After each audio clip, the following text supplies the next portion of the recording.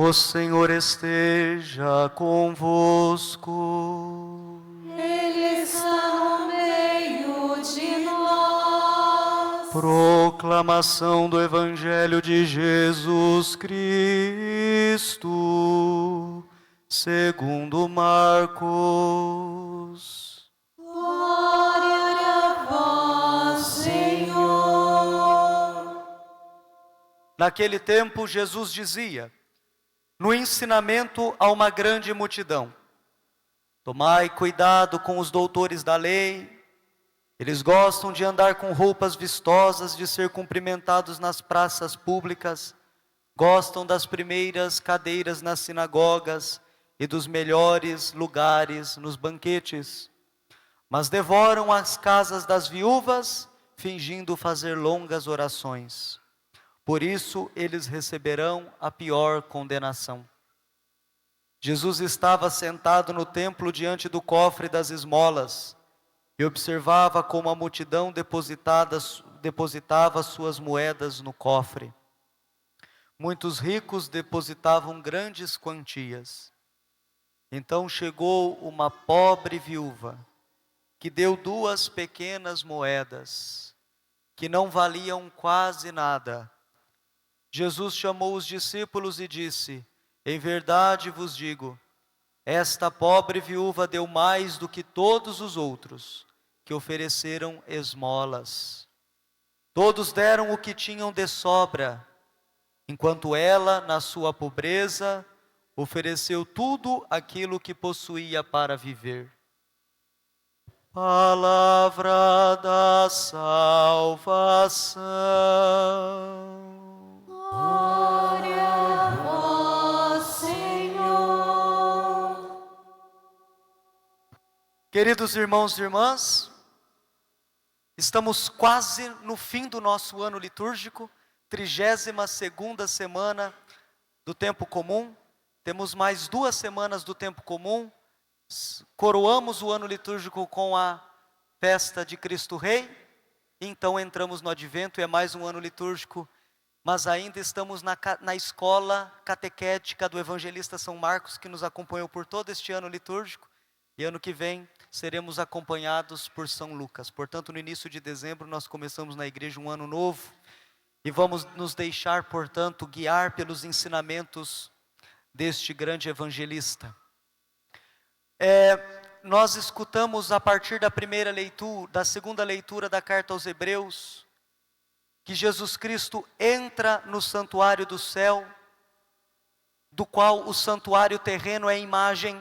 A igreja deve ser para nós uma imagem do céu, da Jerusalém celeste que nós celebrávamos na semana passada, na solenidade de todos os santos, o lugar do encontro com Deus, o lugar da transformação do coração, da caridade a prevalecer em nós, pelo encontro íntimo, pessoal com o Senhor, o lugar da aclamação, do louvor, como na semana passada nós vimos que os santos trazem na sua boca um hino a Deus, toda honra, toda glória, toda ação de graças, e ao Cordeiro.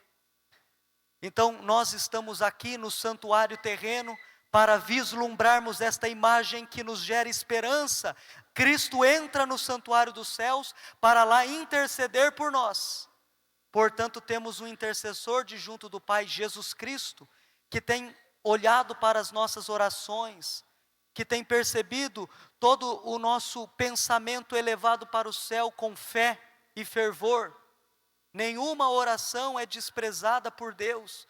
Temos diante de Deus um grande intercessor, que se fez um de nós e por nós morreu. Se na primeira e no Evangelho chamávamos a atenção à coragem da oferta que foi feita por aquela viúva em Sarepta, pelaquela igualmente viúva no Evangelho, também nos chama a atenção, porque é uma grande oferta, a oferta do Filho de Deus para a nossa salvação. Ele não oferece algo de si, mas Ele oferece a si mesmo, Ele se oferece totalmente, e como diz o Evangelho, uma vez por todas, para a nossa salvação. Ele se deu por nós, para que nós alcançássemos pela sua morte e pela sua vida que vence a morte, uma nova vida, para que nós alcançássemos a ressurreição. E São Gregório Magno nos explica que esta ressurreição não acontece somente no fim dos tempos, não acontece somente com a nossa morte. Esta ressurreição é dupla, há uma dupla perspectiva de ressurreição. Assim, a ressurreição no fim dos tempos, quando Ele haverá de ressuscitar a nossa carne, como professaremos daqui a pouco no credo. Mas antes disso, a ressurreição implica quando nós iluminamos a nossa vida a partir de Jesus Cristo, e a morte, o mal, o egoísmo deixam de prevalecer nos nossos corações. Isto é sinal de ressurreição. Quando voltamos a Deus o coração, nós já ressuscitamos com Ele. Quando deixamos que a sua vida se prolongue na nossa própria vida, nós ressuscitamos com Ele. E é por isso que o exemplo destas leituras hoje nos ajudam a pensar na ressurreição que vai tomando conta de nós a partir da experiência de fé que nós vamos fazendo. Esta viúva, pelo seu modo de viver, nós podemos dizer que ela é uma ressuscitada. Porque no templo, o Senhor entrando no templo, percebeu a corrupção do templo. Por isso que ele começa criticando os doutores da lei. Esta imagem nos toca, lideranças religiosas, padres, bispos, quem está à frente. Olha aí, ó, vocês também são doutores da lei, vocês também, leitores. Ela nos toca, quem de uma maneira mais próxima está dedicado ao trabalho, ao serviço do Senhor e tem oportunidade de aprender com Ele. O Senhor vai criticando por quê? Porque a religião se tornou um lugar de status e de oportunismo, não um lugar de transformação de vida, de generosidade. Os doutores da lei estavam lá, fazendo longas orações, mas doidos para devorar a oferta das viúvas, ou seja, o oportunismo. Os ricos iam lá e depositavam grandes ofertas, significativas ofertas, que não lhes faria diferença. O Evangelho diz isso. Não lhes faria diferença, mas que para o templo, evidentemente fazia diferença. Aos olhos daqueles que testemunhavam aquelas grandes ofertas, chamavam a atenção. Mas Jesus ressalta a figura ressuscitada de uma viúva, que chega num daqueles cofres, e haviam muitos cofres no templo, 13 cofres espalhados no templo, cada um com uma finalidade diferente para a oferta. Chega aquela viúva, e constrange a oferta de todos, porque ela lança a menor oferta em relação às ofertas do templo, aquilo que o templo havia arrecadado, mas era tudo o que ela possuía.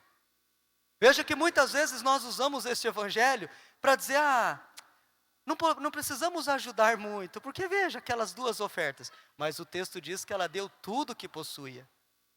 Mas o evangelho aqui não está colocando em questão o quanto se dá, o como se dá, o porquê se dá. Se você dá com o coração. As mãos estendidas daquela viúva que dá tudo que tem, é expressão de um coração aberto, de um coração generoso, de um coração que confia em Deus. Por isso que ela dá tudo. Como a viúva de Sarepta também dá tudo para o profeta. Eu só tenho um pão, e eu estava comendo este pão, esperando a morte, porque abandonada à sorte de mim mesma, era uma viúva, e a viúva no evangelho é a categoria daquele que socialmente era abandonado. A viúva, o órfão, o estrangeiro, só contava com a sorte de si mesmo. E aquela viúva, já esperando a morte, tendo o seu filho que deveria ser pequeno, porque se já fosse um homem adulto poderia lhe servir de suporte, mas não é o caso. Esperando a morte, na sua oferta generosa, ela encontra a vida. Veja, imagem de ressurreição.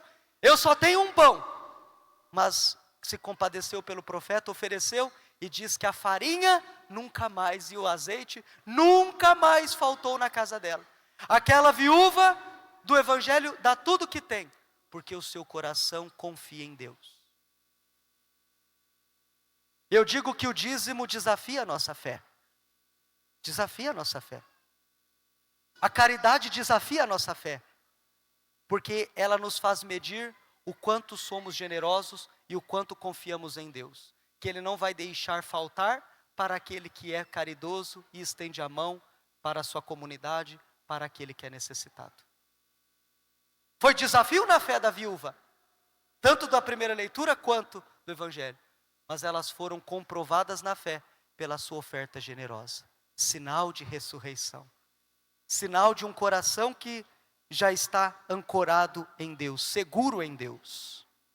Portanto, meus irmãos, termino dizendo: onde não há generosidade, ainda não há ressurreição. E isso me valho de uma imagem da primeira leitura.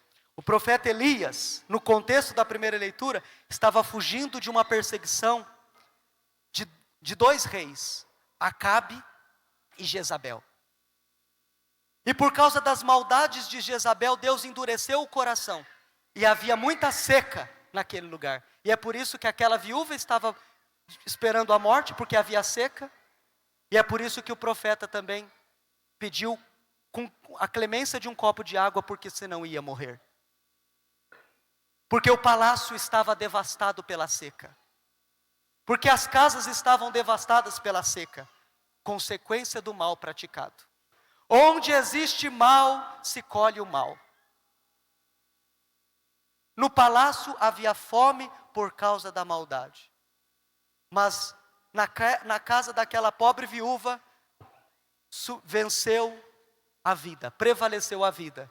Porque ela confiou em Deus, foi generosa e testemunhou a sua fé.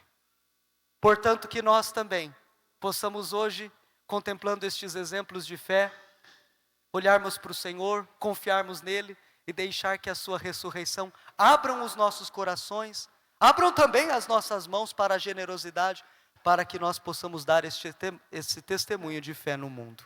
Amém. Amém.